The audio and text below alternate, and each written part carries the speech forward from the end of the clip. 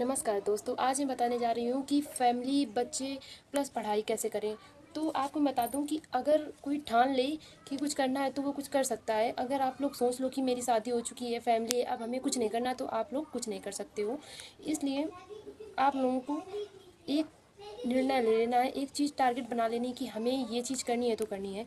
आप पहले एक चीज़ का टारगेट करो कि हमें कौन सा एग्ज़ाम क्वालिफाई करना है, फिर उसके बाद पढ़ाई करो। तो मैं आज आप मेरा नाम पायल वर्मा है और ये मैं छोटे से गांव में हूँ। मेरी शादी के कम से कम 2.5-3 साल हो गए हैं और मैं आयोग की भर्तियों की तैयारी कर रही हूँ। यूपी ट्रिपल एससी का मेरा अभी एग्ज़ाम मतलब अभी नोटिफिकेशन तो आई नहीं हुई है, लेकिन मैं अभी से तैयारी कर रही हूँ। अगर नोटिफिकेशन आ ही जाएगी 1-2 महीने में, अक्टूबर तक इसका एग्ज़ाम करा लिया जाएगा, क्योंकि हर साल इसका एग्ज़ाम अक्टूबर में करा लिया जाता है। अगर आप भी एक हाउस वाइफ हैं और आपको पूछना है कि कैसे तैयारी करें, तो आप मेरे चैनल को सब्सक्राइब कर लें और ऐसी जानकारी लेने के लिए नोटिफिकेशन को ऑन कर लें। तो मैं आपको बता दूं कि अगर आप किसी भी चीज़ के लिए ठान लो कि कैसे तैयारी करनी, तो आप कर सकते हैं।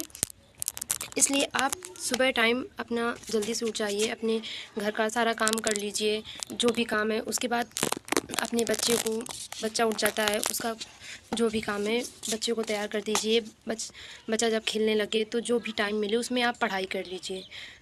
अब आप सोचेंगे कि हमें एकदम फ्री होकर पढ़ाई करना है, तो आप शादी के बाद एक बच्चे को रख के फ्री होकर पढ़ाई नहीं कर सकते हो।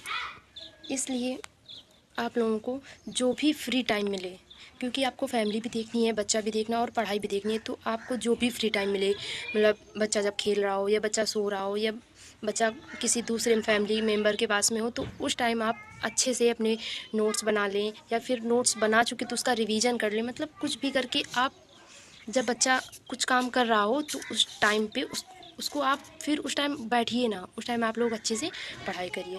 अगर इसी तरीके आप लगे रहेंगे तो कुछ ना कुछ सक्सेस पाई जाएंगे। और मैं बता दूं कि मेरी तो फैमिली है, तो मैं अपनी फैमिली के साथ में बच्चे को दे दिया और अपना काम करने लगी।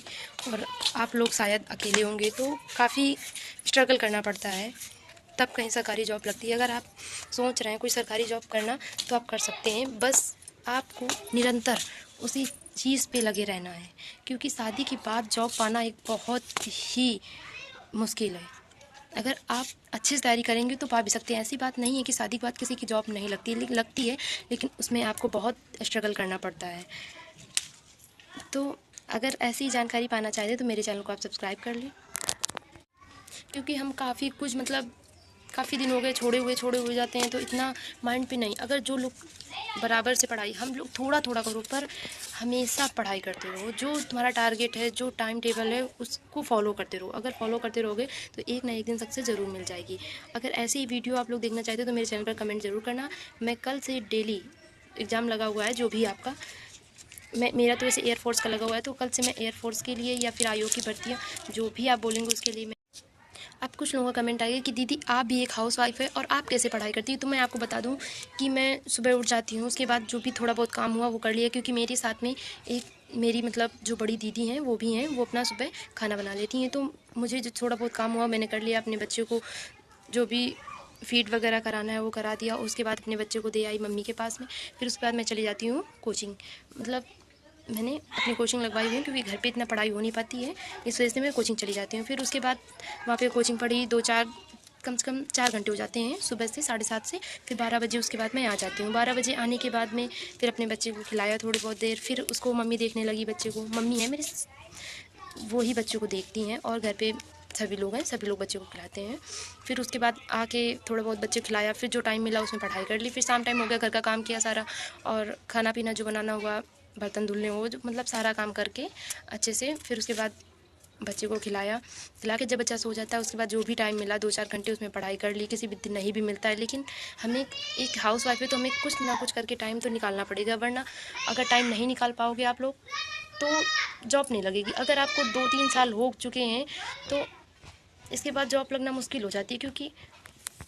और आप लोग कमेंट करना किसका किसका यूपी पुलिस का पेपर अभी लगा हुआ था। मेरा तो यूपी पुलिस का पेपर लगा हुआ था, लेकिन ज़्यादा टाइम नहीं मिल पाया। 3 महीने तक हुए थे मेरी कोचिंग जाते हुए, इसलिए मेरा पेपर सही से मतलब सही नंबर नहीं आए हैं, सही क्वेश्चन सही भी नहीं हुए। और मेरे जो सर्कल थे वो भी सही से नहीं फिल हुए थे।